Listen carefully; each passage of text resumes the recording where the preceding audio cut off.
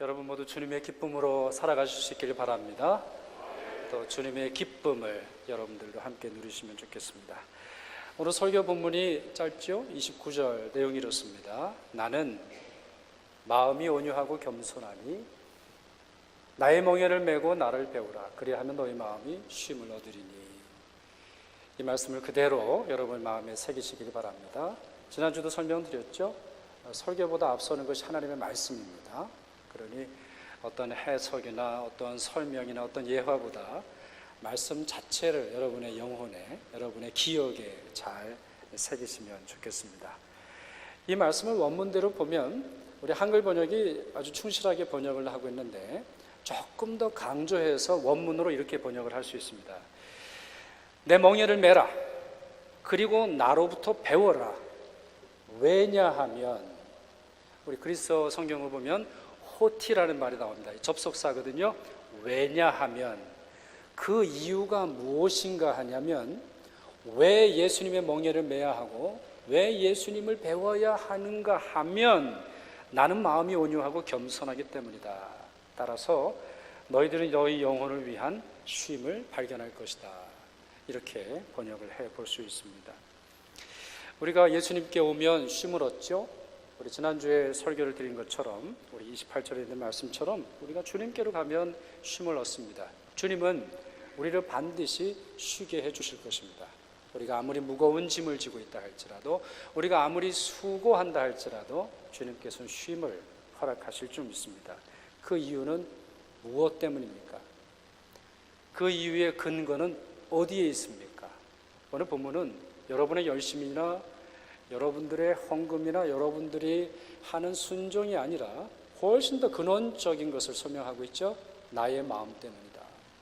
예수 그리스도의 마음이 온유하고 겸손하시기에 기도도 할 수 있는 것이고 예수 그리스도께서 스스로를 낮추시고 우리에게 겸손하게 나타나셨기에 우리의 무거운 짐도 이해해 주시는 것이죠. 그런 점에서 여러분 이 사실을 하나를 기억하시면 좋겠습니다. 그리고 오늘 본문으로 좀 갔으면 좋겠는데요. 여러분들 여러분의 열심, 여러분들의 순종, 여러분들이 하는 모든 믿음의 근거를 주님의 성품에 두십시오. 주님의 성품. 주님의 성품이야말로 여러분 신앙의 가장 핵심적인 기초가 될 것입니다. 자, 그 하나 예를 한번 들어볼게요. 다윗이 참 기도를 많이 한 사람 아닙니까? 다윗은 어떤 사람이에요? 하나님과 마음이 합한 사람 아닙니까? 그래서 하나님의 마음을 흡족하게 했던 사람인데, 자, 그가 이런 기도를 드린 적이 있습니다. 시편 86편에 있는 말씀인데요. 주는 긍휼히 여기시며 은혜를 베푸시며 노하기를 더디하시며 인자와 진실이 풍성하신 하나님이시오니. 역시 여기도 마찬가지입니다. 그러나 하나님이시기 때문에 내게로 돌이키사 내게 은혜를 베푸소서, 주의 종에게 힘을 주시고 주의 여종의 아들을 구원하소서라고 그가 노래하고 있습니다. 이 내용은 둘로 나눠집니다.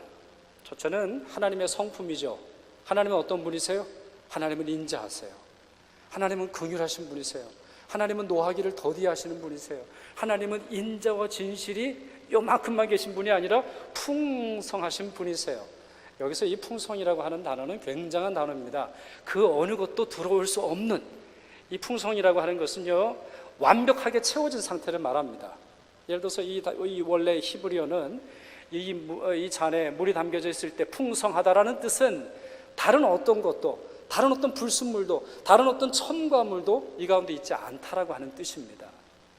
그러니 오직 은혜, 오직 자비, 오직 그분의 사랑만 있다고 이 다윗이 고백을 하고 있죠. 그리고 나서 그가 무엇을 기도합니까? 내게 돌이켜 주십시오. 나를 구원해 주십시오. 나를 도와주십시오. 내 기도를 도와주십시오. 간청하고 있습니다. 다윗은 주님이 긍휼하시고 은혜를 베푸시는 성품을 먼저 말한 후에 자기의 소망을 이야기하고 있습니다. 여러분 어떠십니까? 여러분의 기도는 어떠세요? 처음부터 끝까지 간청만 혹시 있지 않습니까? 처음부터 끝까지 도와달라는 이야기만 있지 않습니까? 실제로 여러분의 기도를 들으실 분이 어떤 분이신지 아무 상관도 없이 혹시 그러는 분은 안 계십니까? 가끔 드라마 보면 이런 분들이 있죠. 요즘 드라마에도 그런 분이 있는지 모르겠는데 어떤 급한 일이 생기면 어떻게 하죠? 아이고 예수님, 공자님, 부처님, 하나님 뭐 이러는 분이 있어요. 아이고 뭐 자기가 아는 분 다 아는 거죠. 아이고 엄마 아빠 할아버지 할머니 친척 뭐 친구 다 찾는 분들이 있어요. 여러분 그건 기도가 아니에요. 여러분 물에 빠진 사람도 그저 잡히는 것은 자기를 구원할 수 있는 뭔가를 느끼기 때문에 지푸라기라도 잡는 거예요. 여러분의 기도가 만약에 간구밖에 없다면, 요청밖에 없다면, 주님께 달라 밖에 없다면 그건 진정한 기도가 될 수 없어요. 사랑하는 여러분, 여러분의 기도의 시작을 주님의 성품으로 두십시오. 주님의 긍휼하심에 두십시오. 주님의 사랑에 두십시오. 여러분이 만약에 1시간을 기도한다고 할 때 30분 정도를 주님을 찬양하고 주의 성품을 노래하고 주님의 성품이 여러분 안에 진정으로 터치될 때까지 기다리십시오. 그럴 때 여러분의 기도는 풍성할 것이고 여러분의 믿음은 그 어떤 것에서도 흔들리지 않을 것입니다. 자, 오늘 본문을 통해서 이와 같은 사실을 더 찾아보도록 하죠. 자, 예수님의 마음은 무엇이죠? 오늘 제 설교는 이 29절 중에서도 앞에 있는 파트 이것만 다루겠습니다. 나의 마음은 온유하고 겸손하다. 이 말씀만 다루도록 하겠는데요. 자, 예수님의 첫 번째 마음은 무엇입니까? 온유입니다. 예수님의 마음은 온유입니다. 예수님의 마음에는 온유가 있습니다. 이 단어를 그리스어로 보면 프라우스라고 하는 단어입니다. 프라우스라고 하는 이 단어, 반대말은 무엇이죠? 프라이드라고 하는 그런 단어인데요. 이 말은 부드러움, 온유, 친밀함, 친절, 용서, 온화 이런 뜻입니다. 마태복음에 이 단어가 3번 나옵니다. 첫째는 온유한 자가 복이 있나니 라고 하는 8부 9절에 나와 있고요. 두 번째는 오늘 본문 11장에 있고요. 또 하나 나오는 것은 마태복음 21장에 나옵니다. 마태복음 21장은 어떤 장면이냐면 예수님께서 왕으로서 예루살렘에 입성하실 때예요. 그 예수님이 입성하시는 장면을 묘사하면서 구약 성경을 인용하고 있습니다. 스가랴서와 그리고 이사야서를 인용하고 있는데 그 말씀이 이렇게 되어 있습니다. 시온 딸에 이르기를 내 왕이 내게 임하나니. 자, 슬라이드를 보여주세요. 자, 누가 임한다고 되어 있죠? 내 왕이 임하나니 그는 겸손하여 나귀 그 땅에 매는 짐승의 새끼를 탔도다 하라 하였도다 이렇게 되어 있습니다. 인용하고 있는 거죠. 자, 왕이 임할 텐데요. 왕이, 여기서 말하는 왕은 메시아를 말하고 예수 그리스도를 의미하죠. 그분이 오실 때 분명한 사인이 있을 겁니다. 바로 그분이라고 하는 사실. 이스라엘뿐만 아니라 온 인류를 다스리실 분이니 그분만 가지고 있는 증거가 있어요. 그분만 가지고 있는 증거가 있어요. 그분만 가지고 있는 증표가 있어요. 바로 무엇이죠? 이 말씀에 의하면 멍에 맨 새끼를 탈 것이다. 짐승의 새끼를 탈 것이다. 말을 타지 않을 것이다. 그 임금은 말을 타지 않을 것이다. 전쟁터를 달리면서 늠름함을 뽐내는 그러한 왕이 아니라 겸손하고 자기 자신을 낮추는 왕이 될 것이다. 그렇게 설명하고 있습니다. 이 본문도 역시 마찬가지입니다. 그는 겸손하여, 그는 온유하여 나귀를 탈 것이다. 여러분 매우 역설적이죠? 어떻게 왕이 말을 타지 않을 수 있을까요? 어떻게 왕이 온유한 나귀를 타면서 오실 수 있을까요? 우리의 머리로서 이해하기 어렵죠. 특히 우리 한국 사람들 같은 경우는 이러한 지도자를 만난 경험이 거의 없죠. 온유하면서 능력 있는 왕을 만나본 적이 없기에 우리에게는 참 낯선 말씀입니다만 이것이 주님의 사인입니다. 예수 그리스도는 우리를 구원하시기 위해서 온유하게 나타나실 것입니다. 이와 같은 이미지가 잘 드러나는 본문이 또 하나 있습니다. 바로 요한계시록 5장이죠. 요한계시록 5장은 굉장히 중요한 장인데요. 이제 요한계시록의 그 인에 대한 재앙, 또 나팔에 대한 재앙, 대접에 대한 재앙이 하나하나 열리면서 마지막 새하늘과 새 땅이 열려지는 그 시작점을 말합니다. 근데 이 시작할 때 사도 요한이 하나님의 보호자를 바라보는데 눈물을 흘립니다. 탄식을 해요. 통곡을 해요. 너무너무 마음이 안타까워요. 그 이유는 사도 요한이 하나님을 바라보는데요. 하나님께서 보호자에 앉으셔서 오른손에 두루마리를 취하셨어요. 근데 한눈에 봐도 생명책이에요. 구원의 책이에요. 그 책이 열려야 누가 구원을 받았는지, 누가 하나님의 백성인지 알게 될 거예요. 그 책이 열려야 종말이 시작되는 것이고, 그 책이 열려야 새하늘과 새 땅에 합당한 하나님의 은혜가 주어지는 거예요. 근데 아무리 봐도 그걸 열 자가 없는 거예요. 뿐만 아니라 그 보호자 가까이 갈 수 있을 만한 자격과 능력과 권한을 가진 자도 아무도 없으니까 우는 거예요. 누가 좀 열어주세요. 누가 좀 열어주세요. 그때 장로 한 사람이 다음과 같은 말을 합니다. 오늘 우리 장로님들이 굉장히 많으신데 오늘 예배를 드리면서 울지 말라. 유대 지파의 사자 다윗의 뿌리가 이겼으니 그 두루마리와 그 일곱인을 떼시리라. 이런 말씀을 듣습니다. 어떤 장로님의 이제 음성인데 울지 말아라, 울지 말아라. 유대 지파의 사자, 영어로 어떻게 됐냐면 The Lion 이렇게 되어 있어요. 사자 중에 한 명이 아니에요. 사자 중에 하나가 아니라 The Lion, 바로 그 사자, 그 사자. 늠름하고 용감하고 힘이 있는 바로 그 사자가 나타나서 그 두루마리를 취하고 그 일곱 인을 뗄 것이다 라는 말씀을 듣죠. 그러니까 이제 이 사도 요한이 기쁜 마음으로 이제 다시 정신을 차려보면서 놀라운 사실을 광경해요. 여기서부터 이제 요한계시록의 계시가 펼쳐지는데요, 바로 그 약속이 이루어지는 거죠. 그 사자, The Lion, 누군지를 이제 바라보는 거예요. 어떻게 바라보냐면 보좌가 있고요, 내 생물이 있고요, 24장로가 옆에 있는데 그 가운데 떡하니 한 분이, 한 존재가 등장을 해요. 누구일까요? 성경에서 뭐라고 되어 있어요? 어린 양이라고 되어 있어요. 여러분, 논리적으로는 좀 낯설어요. 분명히 장로님은 뭐라 그러셨냐면 더 라이언이 있을 거다. 그건 너무나 맞는 말이죠. 라이언 외에 누가 그 하나님의 보좌 앞으로 나가겠어요? 누가 하나님의 보좌에서 그 생명책을 취하겠어요? 누가 그 하나님의 생명책에 인을 떼겠어요? 라이언이 합당한 거죠. 그 정도의 위엄과 능력이 있어야 하죠. 그런데 실제로 나타난 분은 누구시죠? 어린 양, 온유한 어린 양, 그것도 일찍 죽임당한 어린 양을 그가 바라봅니다. 그래서 그는 깨닫습니다. 바로 이분이 사자구나. 바로 이분이, 우리 눈으로 볼 때 일찍 죽임당하여 연약한 것처럼 보이는 바로 이분이, 세상의 종교, 세상의 문화, 모든 세속적인 사람들은 조롱하는 바로 그 어린 양, 약하신 어린 양이 우리를 구원하실 분이시나, 이 사실을 깨닫게 되죠. 사랑하는 여러분, 여러분에게도 이와 같이 눈이 열릴 수 있기를 바랍니다. 여러분 속에서, 여러분 삶 속에서 정말 주님이 사자처럼 다가오실 텐데, 때로는 여러분에게 어린 양처럼 다가오시는 그분을 여러분들이 이해하실 수 있기를 바랍니다. 두 번째는 겸손입니다. 첫 번째 성품은 왕으로서 취하신 온유함이고, 두 번째는 겸손입니다. 겸손과 온유, 거의 유사한 뜻을 가지고 있습니다. 부드러움을 특성을 가지고 있고 친절함의 특성을 가지고 있는데요, 겸손이 가지고 있는 중요한 특징이 있습니다. 자기 자신을 낮추는 겁니다. 자기의 목소리를 낮추는 겁니다. 자기의 허리를 숙이는 겁니다. 자기의 행동을 낮추는 겁니다.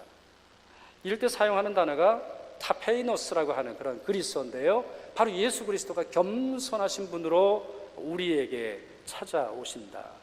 바로 그리고 그런 겸손하신 예수 그리스도를 통해서 우리의 무거운 짐과 우리의 수고가 쉼으로 바뀔 것이다 말씀을 하고 있습니다. 예수님이 스스로를 낮추신 본문, 어디 여러분 기억나시는 본문 계세요? 어디가 있으세요? 빌립보서 2장이 아무래도 가장 많은 분들이 떠올리실 것 같아요. 그 말씀이 이렇게 되어 있습니다. 그는 근본 하나님의 본체시나 하나님과 동등됨을 취할 것으로 여기지 아니하시고 오히려 자기를 비워 종의 형체를 가지사 사람들과 같이 되셨고, 자, 그 다음 잘 들으십시오.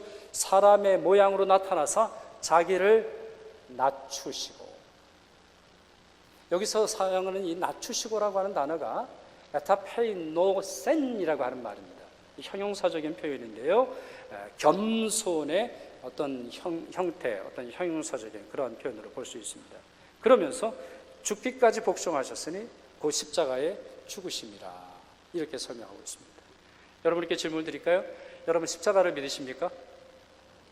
여러분 십자가의 보혈의 능력을 믿으십니까? 십자가가 여러분의 죄를 용서해 주실 것을 믿으십니까? 또한 예수 그리스도의 부활이 여러분들의 부활이 될 줄 믿으십니까? 분명히 주님은 첫 열매라고 했습니다. 부활의 유일한 열매가 아니라 첫 열매로 우리 역시 예수 그리스도의 십자가를 경험하고 믿는 모든 성도들은 경험하게 될 우리의 현실이 될 것입니다. 그렇다면 그와 같은 십자가와 부활을 믿을 수 있는 근거는 어디 있습니까? 그리고 그 십자가와 부활이 여러분에게 주어진 이유는 무엇입니까? 이 말씀은 무엇이라고 말하고 있습니까? 빌립보서 2장 말씀은 그분은 자기를 낮추셨기에 십자가가 있는 겁니다. 그분은 자기를 낮추셨기에 부활이 있는 겁니다. 그분은 자기 자신의 모든 것을 낮추어 버리셨기에 우리의 구원이 있는 겁니다. 우리에게는 이것도 역시 참 낯설죠.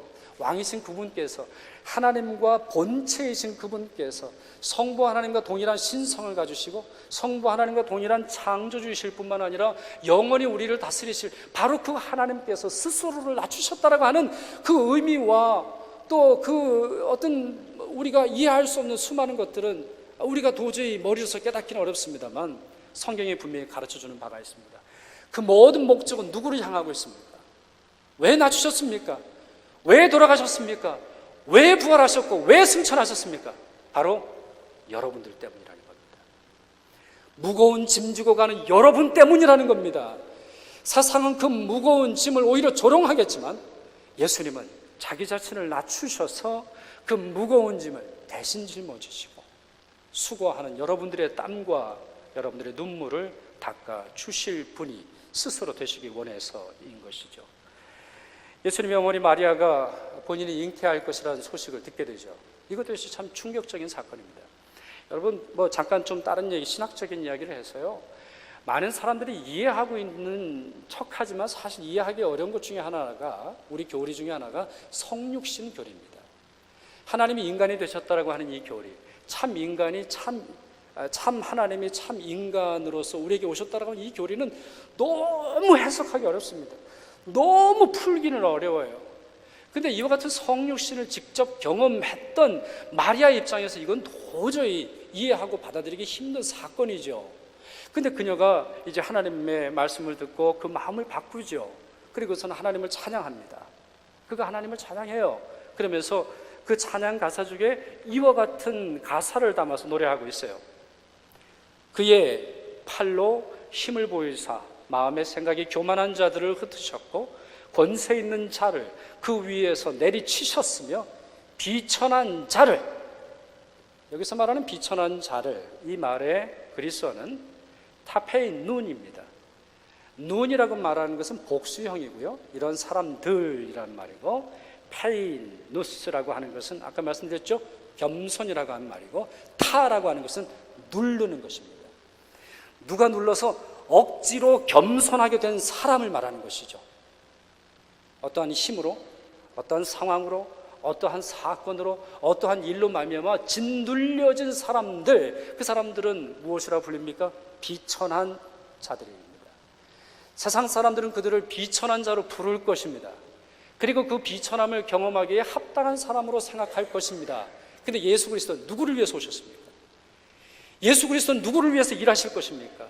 예수 그리스도의 일의 목표는 어디에 있습니까? 바로 이런 비천한 자에 있죠. 이와 같이 겸손케 되어진 자, 여기는 스스로 겸손한 자를 포함하는 것이겠죠. 스스로 믿음으로 겸손할 뿐만 아니라 여러 가지 상황으로 말미암아 겸손케 되어진 자들까지도 예수 그리스도는 다시 높이실 것이다. 줄인 자를 좋은 것으로 배불리실 것이다. 그리고 부자는 빈손으로 보내실 것이다. 근데 여러분, 제가 조금 전에 설명드린 것과 이 본문의 중요한 차이점이 하나 있습니다. 이 누가복음 1장 51절에서 53절의 동사의 시제를 보세요. 동사의 시제. 뭐라고 되어 있죠? 동사의 시제. 동사를 찾아보세요. 교만한 자들을 흩으실 것이다. 미래형으로 되어 있습니까? No, 아니에요. 흩으셨다. 이미 구약시대에 하나님께서는 그와 같은 일을 베푸셨다라는 이야기입니다. 권세 있는 자를 그 위에서 내리치실 것이다? 아닙니다. 하나님은 지금까지 그렇게 역사해 오셨습니다. 예수 그리스도는 그 일의 완성을 이루실 것입니다. 높이셨고 배불리셨고 보내셨다. 일관된 하나님의 역사, 하나님의 마음, 하나님의 활동을 보여주는 것이죠. 많은 사람들이 이렇게 생각합니다. 크리스천들 중에서 정치와 경제와 사회적인 일들을 종교적인 신앙과 구분하고 별도의 원칙과 체계로 운영된다고 생각하는 분들이 많이 있습니다. 그러나 성경은 그렇게 말하지 않습니다. 예수님의 관심은 영적으로 가난한 자들뿐만 아니라 사회적으로 가난하고 따돌림 받고 비천한 자들까지 포함하고 있습니다. 분명히 여러분 말씀드립니다. 영적으로 가난한 자, 또 아니면 사회적으로 낮은 자 구분하는 것이 아닙니다. 모든 자들을 사랑하시고 다시 높여주시기 위해서 예수께서 오셨다라고 하는 것이죠. 그런 점에서 예수 그리스도의 온유함, 예수 그리스도의 겸손, 이것이 바로 예수님의 힘, 예수님의 사역, 예수님이 여러분들을 구원하시는 이유가 되는 것입니다. 세상의 모든 종교와 기독교 차이가 무엇일까요? 저는 세상의 모든 종교는 잘 모르겠습니다만 적어도 몇 개 큰 종교는 공부해 본 적이 있는데요. 제가 내린 결론이 이겁니다. 기독교와 세상의 종교가 다른 것은 세상의 종교는 자기가 믿는 신의 말과 행동만을 믿습니다. 그러나 기독교는 우리가 믿는 하나님의 말씀과 행동과 마음까지 믿습니다. 그 마음까지. 오늘 성가대가 참 귀한 찬양을 저 설교와 함께 이렇게 매칭이 되는 찬양을 여러분 해주셨는데 이 하나님의 마음을 아는 것이 얼마나 소중한지 모릅니다. 이 마음을 알지 못하면 하나님의 행동의 이유, 또 하나님이 행동하지 않으실 때의 이유를 여러분은 발견하실 수 없을 겁니다.